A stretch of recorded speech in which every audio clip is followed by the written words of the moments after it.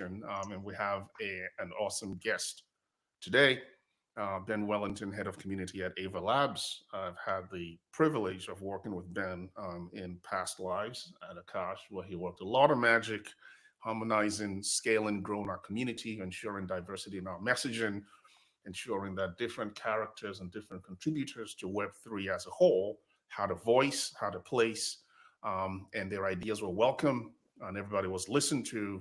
But more importantly, the messaging was consistent, broad, low cognitive load, and easy to understand. Today, Ben is the head of community at Ava Labs. He's working the same magic there, and I have to say, I've always admired his work. He comes from a very diversified background. And yeah, Ben, the floor is yours. Alani, thanks.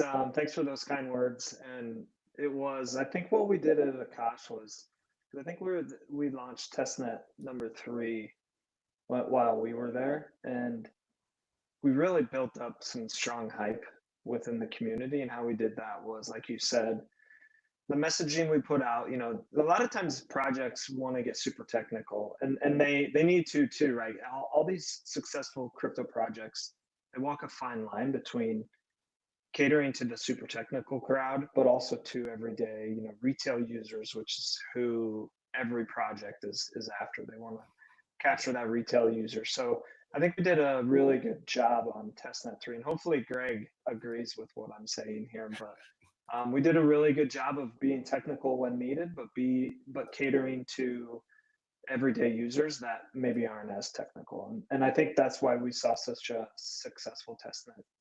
I think it was number 3, wasn't it? Yeah. And I agree with that. I think one of the things we did very well was one, the round the clock coverage, two, lowering that Hmm. cognitive load, because a lot of the participants in that test net were all, I would say arguably half of them were not necessarily technical. It was easy to Yeah. understand the use cases. It was easy to understand the expected output.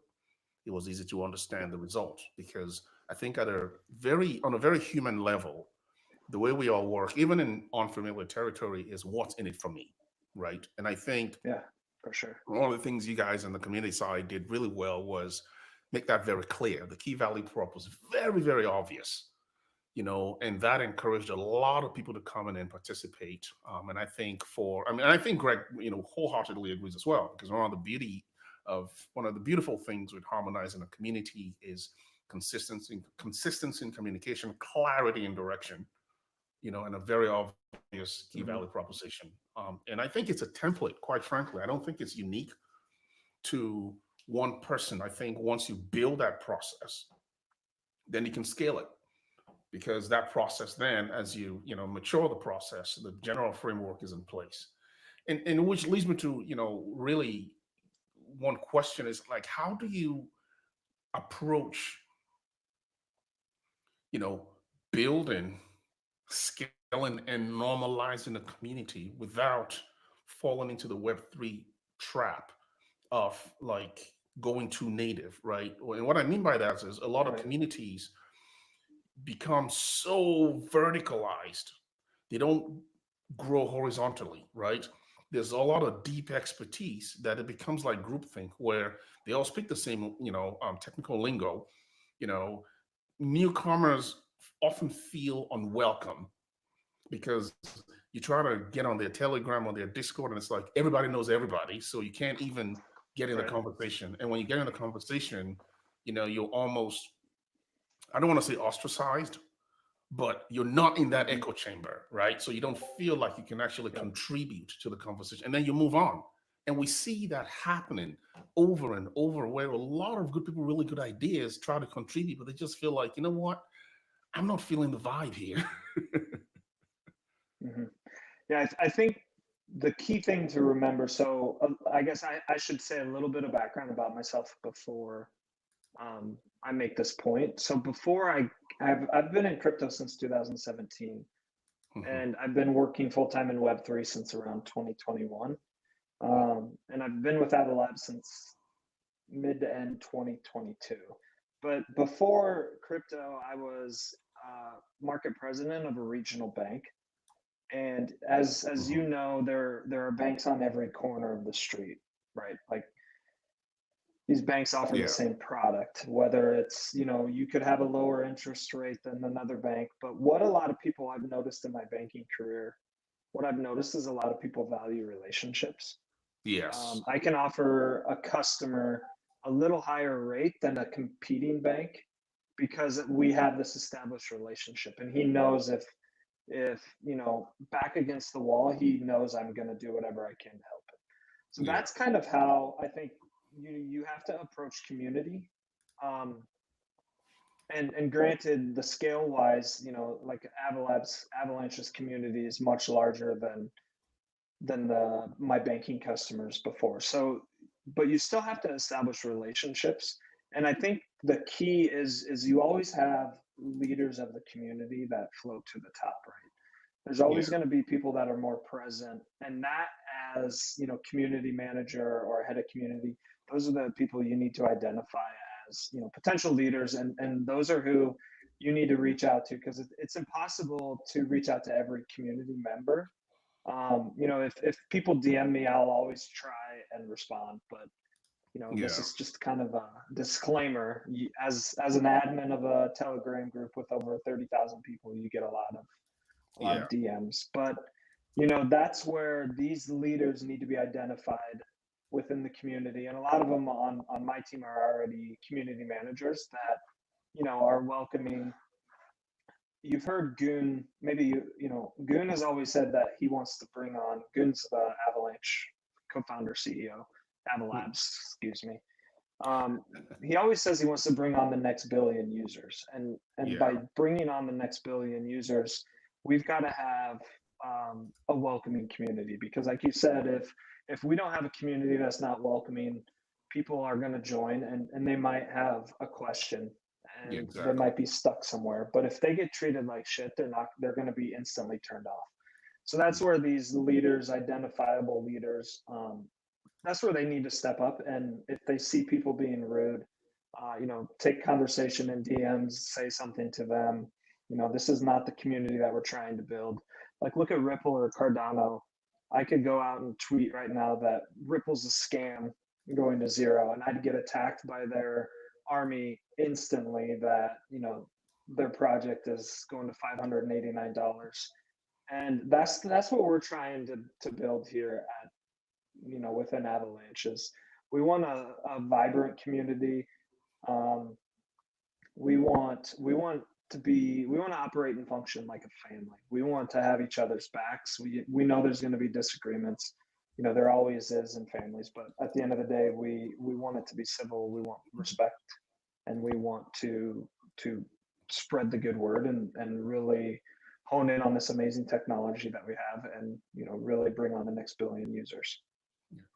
Yeah. It's interesting too, because I think I'm a firm believer in, one, you can't scale what you can't simplify, Mhm. and I don't know, and I've really been trying to convince a lot of, I mean, you know, I got into crypto from the early days of Harvest.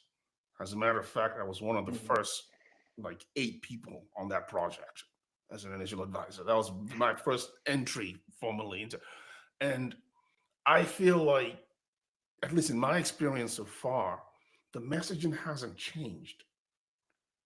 Mhm. And how can we drive those in a position, to look beyond their comfort zone, right? And say, okay, wait a minute, you don't have to be a hackhead or technical person to be involved in the space, because to onboard the next billion users, you can't scale what you can't simplify.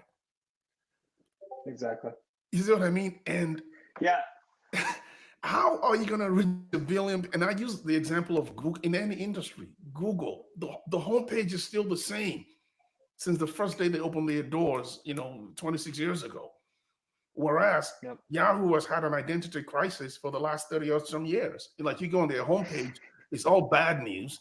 And by the time you close the Yahoo page, you have anxiety. I don't want to go to a Yeah. website that gives You're me anxiety. The same thing if you go to some of many Web3 platforms, you know, it's trying to figure out, like, find your way around. You go into this voluminous documentation, and all kinds of, and then crypto Twitter, and again, ends up with anxiety and you're just annoyed. Same thing in any industry. You try to drive a car. A normal car has like 500,000 buttons, which you never use, right? But you get in like a Tesla, you just get in and drive. In any industry, like you can't scale what you can't simplify. So in onboarding the next billion users, you know, how do we approach that? Because I feel like I'm out of ideas. Yeah, I think the thing that needs to happen, to get the next billion users, the blockchain applications that are used, they're too technical, in the sense that, I always think if my mom is ever going to come into Web3, it needs to be so simple that no one even knows that it's utilizing the blockchain. Yeah. There needs to, back in 2017, projects were launching with the hope of, curing cancer, just say. That was all they said. We want to cure cancer. We put out a roadmap on how we're going to get there. It means nothing. It meant nothing at the time. Like, they just had a thought, which is great. The industry was still rather young, so we needed to have some driving force at the time as to get us to that next billion users. So here we sit in 2021, and then we saw the bull run. A lot of these projects had actual use cases, DeFi yields, things of that nature. So we're making progress as an industry as a whole, where we went from having an idea in 17 to having some sort of an idea in 2021, and now we're, in my opinion, taking that next step where we're going to have actual use cases. And so I think over time we will get to like more simpler UI UX. So where you could have an app on your phone, you could go to Starbucks and you can, pay. Well, like Coinbase card. This is a perfect example. I'm gonna pivot on what I was saying. I can load my Coinbase account up with AVAX, and I can go to the grocery store in my town, and I can pay for groceries with AVAX by just using a card. So we're seeing more adoption, and we're seeing real use cases. So I think over time, we still need to do better, because the whole wallet function, having seed phrases, things like that, that's still pretty old school. I think there's still a need for that, but to get the next billion users and to really, be the Google with the same homepage for 30 years, we need better UI UX, and we need it to not feel so Web3. Does that make sense? Yeah. Basically, I think. Yeah, better UI UX. So then, do you think we are at peak wallet innovation in terms of, there's a wallet for everything? And I think at the peak, I counted 12 different wallets on my phone, and I had to just trim everything down to 2 or 3, right? Because it seems to me like a lot of, everyone's building a wallet for something, right? And at some point, you have to go, okay, like time out. I don't have to need a wallet to, because faster and cheaper doesn't always sell, because cheap is a race to the bottom. Like, people, just myself, I will pay the premium for simplicity. That's why a Tesla costs a lot more, but it's so easy and it's clean. I'm not a huge Tesla fan. I'm not a fanboy, but I'm just being very practical here in terms of just basic usability, right? Because to get a billion users, like you said earlier, we have to harmonize it and make it simple. And so do you think then that we should be working to build bridges between Web 2 and Web 3? Because we see Web 3 is where innovation is. Most of the innovation is, right? But the mass and the scale is in Web 2. So should we be borrowing processes, right, from Web 2 so people can enter and exit positions comfortably, instead of this being a zero-sum game where it's Web 3 or nothing? Yeah, I think that's a really interesting question. Um, I think that there's really two options to bring on the next billion users, in my opinion. We can keep churning and grind like a slow grind Hmm. to allow more Web 2 people to be like, okay, this Web 3 might be where we want to go. Let's dabble a little bit. And so they might come over and they might try to build an app and take what they have from Web 2, implement Web 3, and then come out with that. Like that's probably the direction we're heading, in my opinion. Hmm. The other thing, like you said, is find a way to bridge the Web 2 crowd faster to Web 3. How do you do that? I couldn't tell you, but make it a little more attractive to get them here because it seems crypto folks' view on crypto that I've talked to, they either love it or they hate it. I've never once heard someone say, oh yeah, it's okay. I think it could have some staying power. You're either we're changing the world or you're either this is a scam. Yeah. Um, so I think trying to convince and it's really hard to convince the Web 2 crowd that we're not a scam when the headline is SBF, all the government talking about how crypto is a scam. you Yeah. know it's it's really hard to turn their mindset around and make them not think it's a scam when it's what they see in the news. So there needs to be a big push on showcasing use cases that crypto has done. um like I can't help but think of on Avalanche there's a project called Lemonade that gets like crop insurance essentially to farmers, I think in Africa, and they can get access to this crop insurance much faster than anything before. So right there's a really good use case on Mm. Web 3. Um, you know, City put out a report a couple months ago how they've been testing an L1 on Avalanche as well, which is the execution of trades. Yeah. So you see big companies. That always helps when bigger companies like Citigroup, Wellington Wealth Management, T. Rowe Price, they were all part of that. You see some heads turn once those well-known names come out with things like that, and then you get the whole celebrity crowd where people the average normie loves and idolizes celebrities. So when they're coming out and launching a project that whether that's NFT or a coin and then ends up being a rug, whether it's slow or hard rug, that always does a little bit of damage to the industry as a whole. It's obviously it's slowed down a little bit now, but we need to keep hammering out good use cases. We need people to spread the word. I live in a town of like 2,000 people, and I'm Same too. always known. Yeah, exactly. People always refer to me as the Bitcoin guy, which is kind of, I mean, it's kind of weird, but I get asked all the time, should I be buying into crypto? And I'm always like,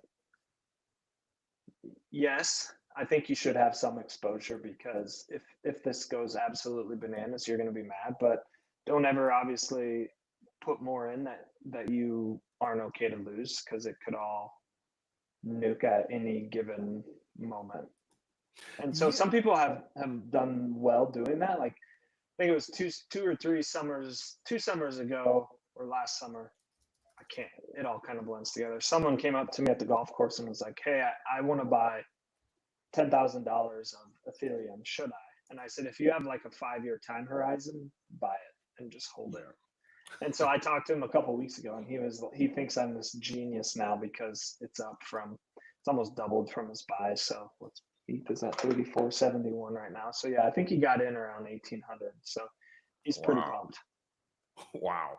So do you find, so it's interesting too, because, I do think there is still a lot of runway, but how do you manage that relationship between I call I call it socializing the cost while privatizing the gain. So we talk about, you just mentioned the rug situation where you have people who idolize celebrities and the celeb launches a token and they rug the token. They don't blame the Mhm. celebrity, they blame the chain that the token, you see what I mean? So it's like if I was a celeb and I minted Absolutely. something on, say, Avalanche, on Ava Labs platform, for example, right? And I rug, they don't come after me. They come after you guys somehow as if, you know, like you guys were party to the sad. But on the other hand, Yeah. I think there is a dilemma of, if you, because I also live in a town with, right outside of Nashville, which is, very few, actually similar, it's about 2,500 or Yeah. so people, which is nice for the peace and quiet. But then same thing, everybody knows you as Mr. Crypto. And it's like, I'm not a Yeah. financial advisor. It's like people ask you the dumbest, it's like everyone by default just assumes you know something. When really it's like, Mhm. I'm just a messenger in this industry. Like, I'm not the guy you come to ask for what to buy and what not to buy, because I have seen situations really, and this is very sad to say, where someone heard something through a third party and they thought, oh, I can get in this game too. They didn't do any research, having zero incumbency or knowledge whatsoever. And they put a significant amount of money and they over leverage and they get pretty much wiped out. I mean, the Yep. last pyramid, I literally know someone who put in, 90 plus $1,000 into, and they went 3x leverage, and when the market took a knee, Mhm. you know, got wiped Wow. out, and then what do? They go blame their crypto buddy who, and that's why I keep trying to repeat that from a project perspective. Again, I think we have that responsibility to be clear in communication. Like, not everything has to do with hype. So, which leads me to my next point around how do you ensure that adjacent ecosystems, right, can participate in your own native ecosystem without having to give up their, because there's also this ecosystem bubble where it's like, oh, Mhm. you got to build on our chain, otherwise you can't participate, right? You gotta, but how do we go from us, from like just us to all of us, right? Like you don't have to leave your native ecosystem to build, with Avalabs. You don't have to leave Arbitrum or leave cost, whatever the case may be, to build here. You can still build here while still maintaining your foothold over there. My point is, how do we get more inclusion, without building fences, walls instead, I mean, bridges instead of walls? How do we do that across ecosystems and communities? Yeah, so it's a really good question. It's something I think that we at Ava Labs are continually trying to figure out how we can, work with Solana. Obviously, there's always, and I don't mean just Solana. Work with all other chains. I'm just using them as an example. There's things that each chain does that maybe others can't, and if or I shouldn't say can't, but there's things that each chains do better than the others. So, if a project launches on Solana and wants to come to Avalanche, obviously, we would tell them, what we could improve on. I won't get into specifics because I'm not as strong on telling the project what we could do for them versus keeping the Mm, vibes up, so to say. But um, we would work with them and maybe tell them, hey, here's what you could could have with Avalanche, and then maintain XYZ with Solana. So obviously we feel that our chain, that Avalanche is strong in certain areas, and we have room to improve in other areas. I think every most most protocols would tell you that, and there's always things that you can improve on. um but as far as like working with other chains, I think we need to, as an industry as a whole, obviously every protocol wants everyone to use them, but that's just not realistic. So I think Mhm. we all need to figure out industry wide how we can all work together to, because at the end of the day, if we aren't onboarding, like I said, the next billion users, the the longevity of this space could not be at question, but won't take off, and the mass adoption that we all want to see won't happen, right? So Mhm. we need to projects need to work together and collaborate on how, what can we do. Competition is good. What can we do to help advance the space? And like look at Coca-Cola and Pepsi. They make ads against each other, but they can band together when crisis happens, and have enough respect for each other. If say they're donating money to something, they can, they Yeah. aren't going to badmouth each other over stuff like that, because obviously they want people to drink soda, and so it's, I don't know. I felt like I kind of rambled there a little bit, but No, it's a good did point. that I answer think your question? no, it's a very good point. It's a couple of points you made there, and what I might take away from that is, one thing I learned a lot. I mean, having been in tech as a whole for 23 years and been in crypto literally for about 12 years now, really from the start, because people forget that Bitcoin is 16 years old, and usually Mm, every innovative phase goes for about 8 to 12 years.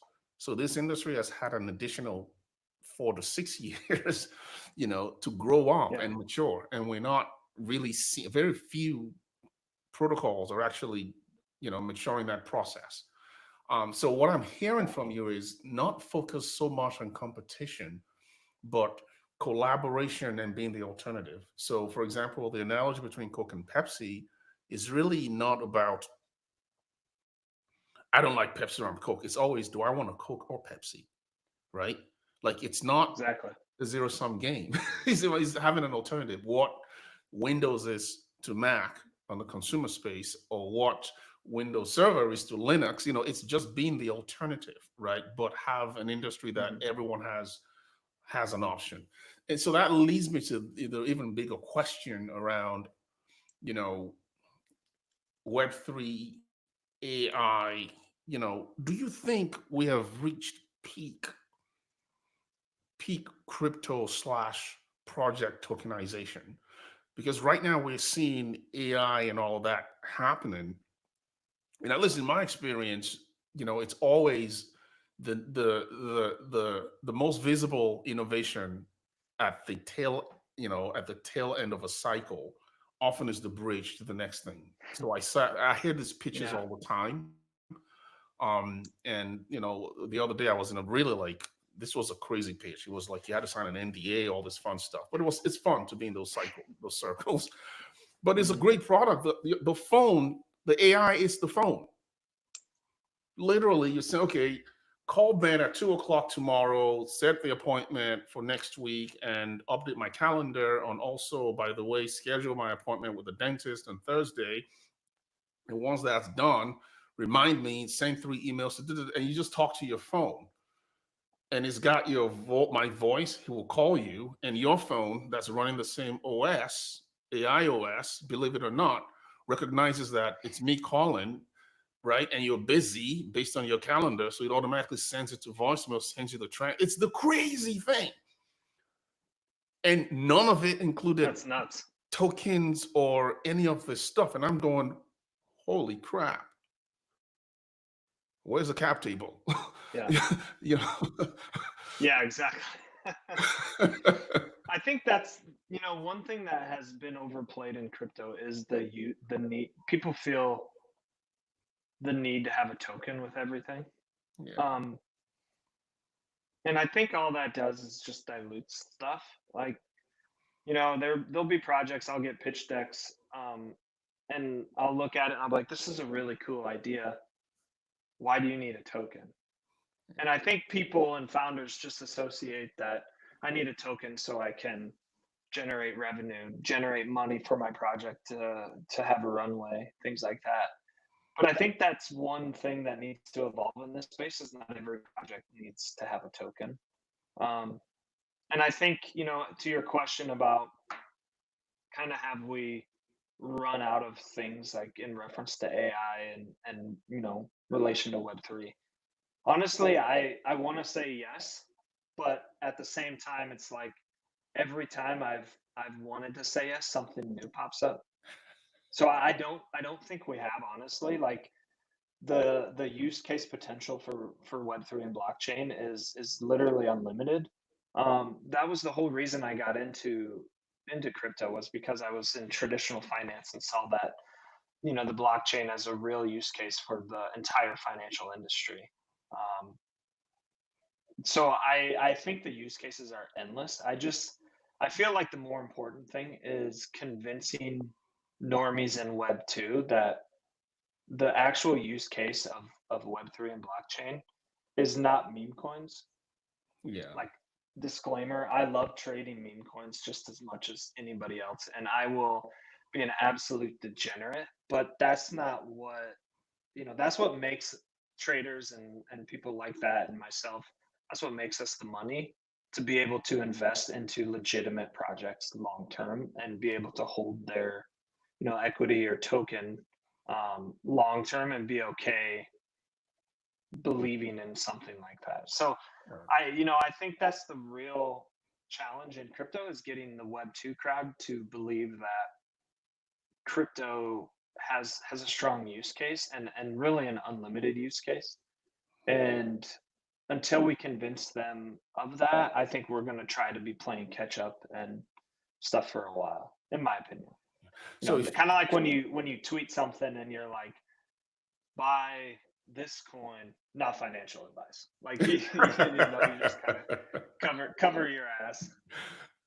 that is very true. So which leads us to an even bigger question around, and we're still on the tokens, conversation, and over tokenization. Everyone, how then do you think projects, you know, how do you convince startups that they don't need to launch a token, especially if given the fact that many of these founders or startups come from some of these projects that launched tokens, and the founders made millions, right? So if Mm, I was a junior dev, at a project, and I got hired, and the founders of the project launched a token, and now they're all sitting on 10, 20, 30, 50, $100 million, for example. I mean, I want $100 million too at that age, right?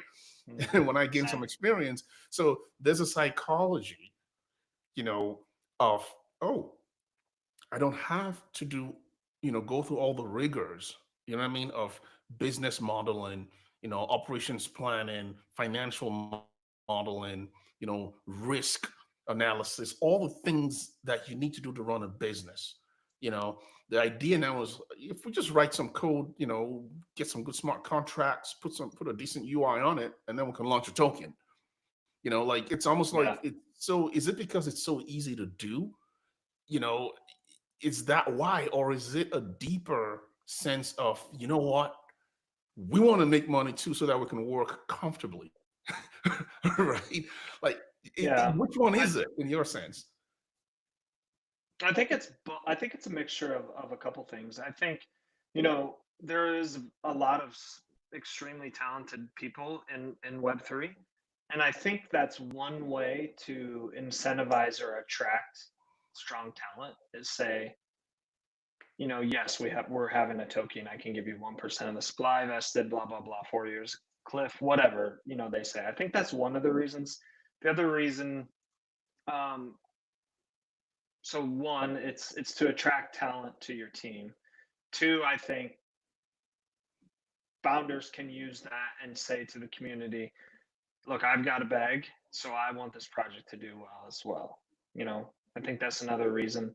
I also think it is just too easy to say, you know, I think oftentimes teams would be like, okay, I want to launch project ABC, and let's do a token with it. And then they'll be like, we'll figure out what the token does later. But let's just have a token tied to it, so we can, have FOMO, because hopefully people will see what we want, our concept, and then they'll buy the token to get on the train, and then that'll cause FOMO, and then we'll get more eyes on our project. Interesting. So what would you Um, say to what would you then say to teams who survive on grants, right? So a lot of teams that want to build something, right? And they don't really I mean, they have something, right? But they don't really have a plan for business sustainability because no matter how good or bad your idea is, you still got to pay bills. You got to pay your cloud fees, right. you pay your staff and all those things, right? And many of them, obviously, they'll come to, Ava Lab for grants to build one, two, three things. But 6 months later, they want to follow up funding, and it's almost like Hmm. the whole survival is based on grants. And then what I call them chain hustlers, right? And the minute you start asking Yeah. difficult questions, they just go send the same proposal to another chain to get grants, right? And then the backstop now Yeah. becomes, oh, wait, maybe we'll just launch our own token, right? Then we don't have to survive on grants anymore. Like, what's your advice to those teams? It's a really good question. Um, I would say, I think, one thing that a project should do before they even launch is, you know, figure out their plan, what they want to do, figure out how that's going to look in 1 year, 3 years, and 5 years. And if there's an actual use case for to have a token, if a project would reach out to me and ask me, hey, would you come on as an advisor? I'd, do my due diligence, whatever. And then if I would ask them if they were like, hey, should we launch a token? My very first question, what's the token for? What is it going to do? What is it going to achieve? Because if it gets labeled as security, by Yeah, the SEC, then you're going down a path that you don't want to go down. That's gonna, more than odds are, unless you have Ripple's pocketbook, is gonna end your project. yeah, So that's the other thing to be mindful of. You don't want your token to be a security, and if it is, then you need to do the due diligence and proper work to have that. But back to the chain thing, I think if a team has this plan and they're really motivated and they find a good chain to help advance their project, my guess is that the chain would have no problem giving them 2 years of runway for server costs, things like that. Hey, yep, here's a grant, we believe in your project, we think it could really do numbers, it could work on our chain, so here's 2 years runway for you, grants, blah blah blah, and hopefully after 2 years we either know if you're going to make it, or hey, we're not going to make it. yeah, So I think the most important thing is, obviously I want everyone to pick Avalanche. I'm a firm believer in everything we're doing. I think the tech is top tier. We've got a lot coming down the pipeline, um, to improve the tech stack that we already have, which I think is top notch. But you really need to find the chain that you can work with, that will help maintain and advance your project. Like, if you're running a payment, if you have a payments project, obviously Bitcoin might not be the chain for you. yeah, So even if they're going to throw a shit ton of money at you, you need to, common sense goes a long ways in selecting a chain. Um, so I think that matters too. You find some people you like in a project, in a protocol, and then you build that relationship with them, and they're going to take care of you, especially if you're continually putting effort into advancing the project. yeah. That's very that's good advice. I mean, we have 250 viewers in real time that have sat through this conversation, and I've been getting some interesting reactions to some of your Oh, insights. I haven't even pulled up the YouTube, I'm afraid to look at the questions. Man, this guy's an idiot. Is probably what they're saying. They're actually mostly on X, on Twitter. I usually throw the YouTube Uh, there for convenience, but the X folks generally, and on our Discord as well. So it's interesting. So what's coming downstream at Ava Labs? What's Avalanche? What are you guys cooking up? so we've got Avalanche 9000, which is uh, I'm not at liberty yet to say exactly what that is. We've got ACP 77, which is an upgrade, a lot of to the network and things like that. So I'll just leave it at that. But we've got a lot of exciting things. Obviously, people might think that I'm just saying this because I work at Ava Labs, but as a crypto user first and foremost, which I was before I came to Ava Labs, it's just really exciting for me. That's awesome. That's awesome. And As a crypto user, taking my Ava Labs hat off, just as a crypto user, it's exciting things coming down the pipeline. yeah. I think we're going to see a lot of innovation in this next cycle. I do believe that. I mean, I'm still on the fence as far as feature bull runs. I think this might as well be the really last bull run before we have regulatory and institutional engagement, because we're seeing a lot of that happen now with see ETFs going in. So there's a lot of from Brussels to Washington to everywhere. A lot of institutional engagement usually comes with, I call them the adults are coming into the room. So I think we might see better days in terms of regulation that largely curbs rug pulls and all of the idiots that give the space a bad name. And I think we're in that early phase of a really innovative technology. But again, 16 years in, I think we're entering the next cycle. And I don't say bull cycle, the next innovative cycle that leverages the technology into what's coming next. No one has a crystal ball, but some of the things that I've seen so far is very, very encouraging. A lot of the leaders in the space, like Ava Labs, I think you guys have what I call the teenage burden, right? You guys kind of like the bigger projects have a heavier responsibility, to For the sure. industry as a whole, because you guys shoulder a lot of, if you look at the top projects, the big ones, you guys catch the daggers first, right? And with size, with a lot of that comes an enormous amount of responsibility, and the smaller projects look to that because, again, many will imitate what you guys are doing. Many will build on your platform. Many would, seek grants from you guys. Many would, and many of those innovators are coming out of your communities as well. So some of these newer Yeah. projects that are really trying to bridge the gap and really be innovative, they have the agility from being participants in your ecosystem. So a lot of them are going to be familiar faces. They understand the process, but I think that responsibility really falls on you guys' shoulder. So that being said, dude, man, I'm so thankful. I'm very grateful that you were able to make the time. I know you have a million things going on at the same time. How easy and where can people find you? Yeah. So my Twitter is benwell06.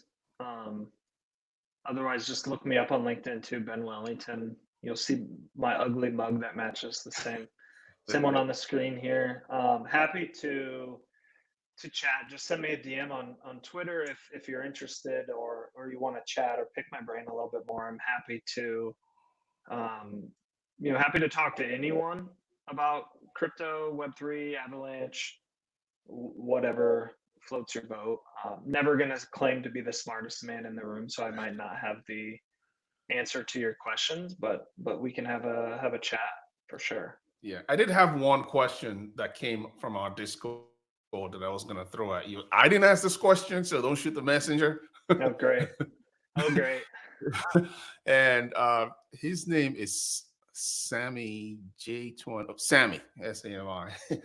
And this person, I don't know if it's male or female, goes, why the hell is it so difficult to just get into any of you big projects? I looked at Avalanche stuff, and in brackets now, I have a freaking day job. I don't have the time to read through all your stuff. What are you doing to make it easy for noobs like me to get involved. So I would say join the main Telegram or join our Discord, and just you know this could be for broader sense for just newbies.